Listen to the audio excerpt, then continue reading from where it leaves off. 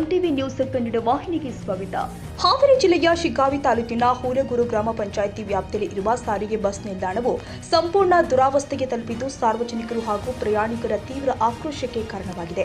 Bus ನಿಲ್ದಾಣದಲ್ಲಿ ಇರುವ ಮಲಮೂತ್ರ ವಿಸರ್ಜನೆಗೆ ಕೊಠಡಿಗಳು ತೀವ್ರ ದುರ್ವಾಸನೆಯಿಂದ ಸಂಪೂರ್ಣ ಹಾಳಾಗಿದ್ದು ಬಳಸಲು ಕೂಡ ಅಸಾಧ್ಯವಾದ ಸ್ಥಿತಿಯಲ್ಲಿ ಇದೆ.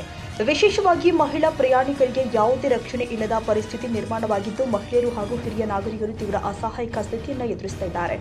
ಬಸ್ ನಿಲ್ದಾಣದಲ್ಲಿ ನಿರ್ವಾಹಕರಿಗಾಗಿ ವಿಶೇಷ ಕೊಠಡಿ ಇದ್ರೂ ಕೂಡ ನಿರ್ವಾಹಕರು ಇಲ್ಲದೆ ಕೊಠಡಿಗಳು ಬೀಗ ಜಡಿದ ಸ್ಥಿತಿಯಲ್ಲಿ ಕಂಡುಬಂದಿದೆ. ಸುತ್ತಮುತ್ತಲಿನ ಪ್ರದೇಶದಲ್ಲಿ ತ್ಯಾಜ್ಯ ನಿರ್ವಹಣೆ ಇಲ್ಲದೆ ಸಂಪೂರ್ಣ ದುರಾನಾಥದ ಸ್ಥಿತಿ ನಿರ್ಮಾಣವಾಗಿದ್ದು ಅನೈತಿಕ ಚಟುವಟಿಕೆಗಳ ತಾಣವಾಗ್ತಾ ಇದೆ ಎಂಬ ಆರೋಪಗಳು ಕೇಳಿಬರ್ತಾ ಇದೆ. ಸಂತ ಕಾದರಲಿಂಗರ್ ನಾಡು ಎಂದು ಹೆಗ್ಗಳಿಕೆ ಪಡೆದ ಹುಲಗೂರು ಗ್ರಾಮದಲ್ಲಿ ಇಂತಹ ದುಸ್ಥಿತಿ ಕಂಡುಬಂದಿರುವುದು ಸಾರ್ವಜನಿಕರಲ್ಲಿ ಬೇಸರ ಮೂಡಿಸಿದೆ. ದೇವರು ವರ ಕೊಟ್ಟರೂ ಪೂಜಾರಿ ವರ ಕೊಡುವುದಿಲ್ಲ ಎಂಬ ಮಾತಿಗೆ ಜ್ವಲಂತ ಸಾಕ್ಷಿಯಂತಾಗಿದೆ ಹುಲಗೂರು ಸಾರಿಗೆ ಬಸ್ ನಿಲ್ದಾಣದ ಸ್ಥಿತಿ ಎಂದು ಸ್ಥಳೀಯರು ಆಕ್ರೋಶ ವ್ಯಕ್ತಪಡಿಸಿದ್ದಾರೆ. ಈ ಕುರಿತು ಸಂಬಂಧಿಸಿದ ಗ್ರಾಮ ಪಂಚಾಯಿತಿ ಹಾಗೂ ಸಾರಿಗೆ ಇಲಾಖೆ ಅಧಿಕಾರಿಗಳನ್ನ ಪ್ರಶ್ನೆ ಮಾಡಿದರೆ ನಮಗೆ ಏನು ಗೊತ್ತಿಲ್ಲ ಎನ್ನುವ ಧೋರಣೆಯಲ್ಲಿ ವರ್ತಿಸ್ತಾ ಇರೋದು ಸಾರ್ವಜನಿಕ ಹಾಗೂ ವಿವಿಧ ಸಂಘಟನೆಗಳ ಕಿಡಿಗಾರಿಕೆಗೆ ಕಾರಣವಾಗಿದೆ. ಕೂಡಲೇ ಸಂಬಂಧಿಸಿದ ಅಧಿಕಾರಿಗಳು ಸ್ಥಳಕ್ಕೆ ಭೇಟಿ ಕೊಟ್ಟು ಬಸ್ ನಿಲ್ದಾಣದ ಸ್ವಚ್ಛತೆ, ಶೌಚಾಲಯ ದುರಸ್ತಿ ಹಾಗೂ ಮಹಿಳಾ ಸುರಕ್ಷತೆಗಾಗಿ ಸೂಕ್ತ ಕ್ರಮ ಕೈಗೊಳ್ಳಬೇಕು ಅಂತ ಸಾರ್ವಜನಿಕರು ಒತ್ತಾಯಿಸುತ್ತಿದ್ದಾರೆ.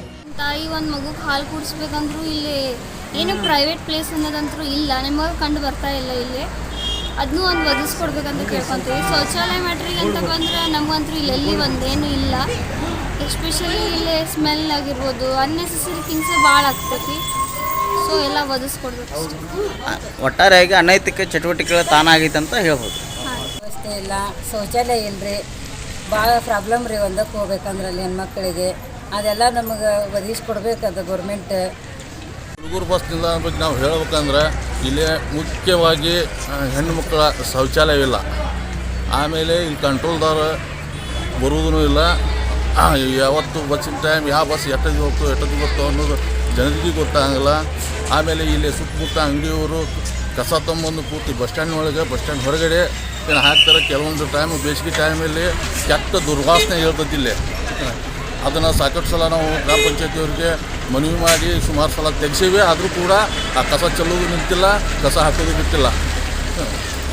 ಸರ್, ಮತ್ತು ಸಂಬಂಧಪಟ್ಟಂಥ ಈ ಶಾಸಕರು ಈ ಬಸ್ ನಿಲ್ದಾಣ ಬಗ್ಗೆ ಏನು ಕ್ರಮಗಳನ್ನು ತೆಗೆದುಕೊಂಡಾರ ಏನಿಲ್ಲ?